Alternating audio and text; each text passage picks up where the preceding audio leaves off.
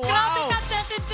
Isa lang ang masasabi ko Ano sa'yo. yun? Ano yun? Sarap pa ng money. We don't need your money. Pero kailangan ko pa rin ng money. Ha? Ibang Jessie J pala yun. Oo. Iba yun. Oo, pero grabe naman Oh, kasi. but speaking of being safe here, again, paalala lang po sa lahat ng mga kapamilya, please don't try this at Yes. home. Pero lahat kami gulat na gulat sa nangyari. 18 backflips.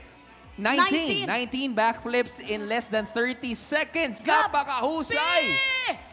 Pero syempre, tingnan natin, hindi naman tayo mga judges. Oo. Kung ano ang masasabi ng ating mga judges. Ito, muntik nang mapatumbling dito, ha? Oo. Judge Eugene, parang gusto mo na pumunta dun sa TV natin. Technically, it's called hand back spring. Hand back spring. Yes. I was educated kanina. 19. And we heard his story. Dati pa siyang dancer. Dati pa siyang magaling. Pero for some reason, hindi talaga totally na pupuntirya yung pagiging dancer niya for some reason. Sa mga nangyayari sa buhay. Pero nagtuturo, nagtatrabaho, lahat ginagawa at hindi kinakalimutan kung ano talaga yung kanyang pangarap. Mga kapamilya, buong Pilipinas, tulungan natin ma-achieve ni Jessie J ang pangarap niya. Pinakita niya, pinatunayan niya, may talent siya. Ito na ang panahon ni Jessie J. Grabe kayo, Judge Eugene. Maraming salamat sa komentong yon. At ito naman, yung susunod na judge na grabe yung pag-iling sa mga nakikita niya or nakita niya kanina, Judge Kath. Nakita ko na, papaganon ka ng Nakita mo? sobra. Partida sa screen lang to, hindi live.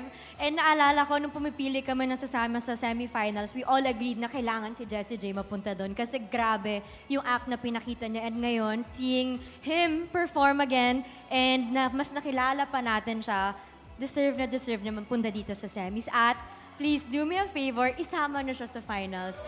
Ang galing-galing ni Jessie J. Ramdam ko na pinaghandaan niya din yung performance. Kasi before, if I remember it correctly, monoblock ata yung ginamit niya sa studio. But now, may ibang props, may iba siyang mga pinaglalaroan. Mas na-showcase lang yung galing niya. So, Jessie J, i-hug ko siya later. Ang galing mo. Level up talaga, Ang no? sarap ng mga words na yun. Thank you so much, Judge Kath. Ngayon ang pakinggan din kasi iba ang iling ng boss natin na napaganon at napaganon. Hindi ko alam parang... Paano ba yun? parang hindi ko alam parang na medyo nahihirapan siya dito sa pag-judge na this season, this second week Parang natin. mas nahihirapan Hindi ka. ko alam eh. Can I signing off? Wag. Boss FMG, ano po ang masasabi niyo kay Jessie J? Hirap na hirap ako mag-judge niyan eh. Yung backspring, you call it? Ano pala, Sir Freddy, backhand Backhand spring. spring. Yung sinabi ko Backhand kaninang spring. hand back spring, manok pala yon. Mali. Ito pala yung tama. Backhand spring. Chicken. And he did Chicken yun. 19 Opo, 19. in less than 30 seconds. And what's the record? 16. 16 lang yung 16, Guinness so World he of the broke. Record. Is that a Guinness World of Record? Yes po. Yes. So he broke the record. He's So he number beat- one. Yeah. Huh?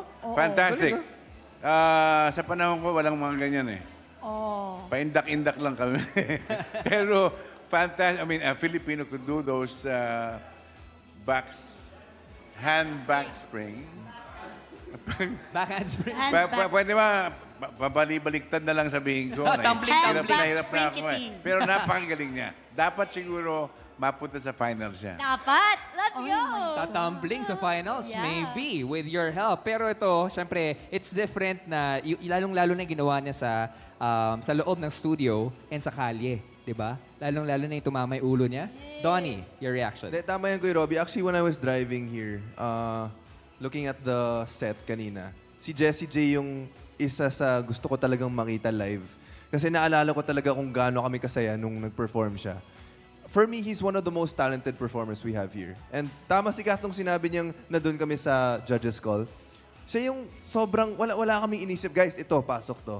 I think one of the easiest yeses we've given also dito sa show, si Jessie J. And I love that he included a personal touch, depression, anxiety, stress, di ba? Siguro, very personal sa kanya yun. Ang ganda ng setup niya and pinag-isipan talaga. Kaya, Idol, Jessie J, maraming salamat. Sana makita ka namin ulit. Thanks, Donsky. Maraming salamat, judges! Grabe. Ito kung gusto nyong tumambling papuntang grand final si Jessie J, hanapin nyo lang ang kanyang picture o pangalan sa joinnow.ph/PGT. Ayan o. Voting opens tomorrow matapos mag-perform ng huling semi-finalist for the week again. Maraming salamat, Jessie J.